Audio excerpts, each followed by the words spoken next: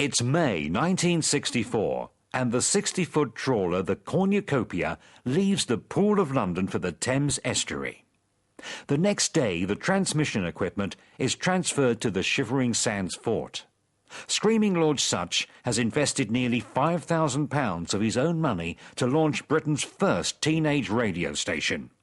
With assistance from his manager, Reg Calvert, Radio Sutch is on the air. This is Radio Sutch on 197 meters medium wave. Well, now, you lucky people, if you'd like a request on Radio Sutch, then write to Radio Sutch, King's Agency, number 7 Denmark Street, London, WC2.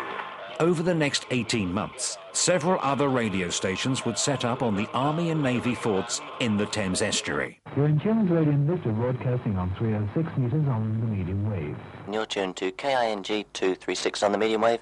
This is John McGowan here with the daily dedication programme. In September 1965, Reg Calvert buys Radio Sutch, changing the name to Radio City. This is Radio City on 197 meters medium wave. This is the station that was created by Screaming Lord Sutch.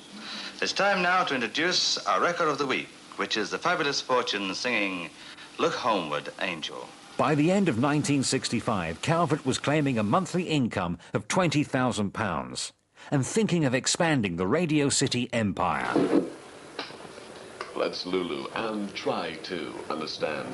From you Radio City girls, too. All the boys, you're thinking of getting up and getting out, you'd better do that right now. If you want to get up, put your breakfast on, do that as well, because we're going for a walk in the Black Forest. Don't quite see the connection, but never mind. Horst Jankowski. Don't forget to put the eggs on as well. 3 minutes, I like them. Plenty of sugar in the tea. The Navy forts would also prove suitable for broadcasting, and ex-Army Major Roy Bates had his eye on this one, the Knock John Fort. Unoccupied and rusting since the end of the war, the forts were first exploited by Screaming Lord Sutch. Others, like Roy Bates, the owner of Radio Essex, followed. The station itself cost him £45,000 to set up. Well, I'd like to remind you now that you're listening to Radio Essex, where the time is 20 minutes before the hour of 2 o'clock, and at 2 o'clock we have the news for you. In commander's style, the raiders boarded Radio City early last Monday morning, round about 3 a.m. But news of the raid only filtered back to land yesterday. All lines of communication from Radio City had been effectively cut as a precaution.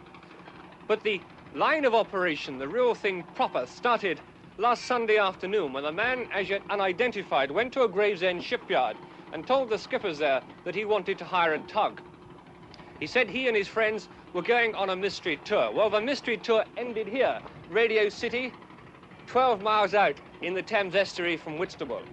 At 3 a.m., just a few hours after the last pop record had been played and the station had closed down for the night, a boarding party moored up its tug alongside these 30-foot-high concrete pillars and then clambered up using grappling irons. Then they held hostage the 3 disc jockeys aboard and the 7 recording gear. And it seems that they're still here. As you can see at the top there, getting ready to lower the lift to take on supplies, are members of the party, the raiding party. It looks as if they have every intention of staying there. Radio City, where the government has failed, has for the time being at least been effectively silenced.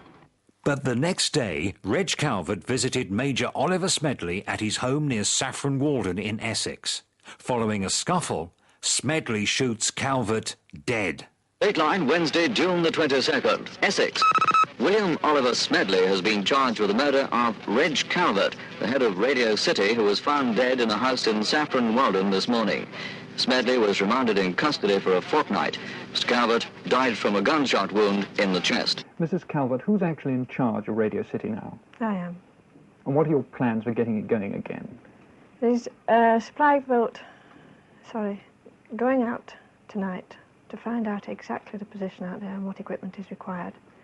There will be another one going out tomorrow with the equipment, and I shall probably be going with it to let all the boys know there that everything is carrying on as normal. You intend to carry on normally? Yes, yes. You yourself intend to go on being associated with Radio City? Definitely.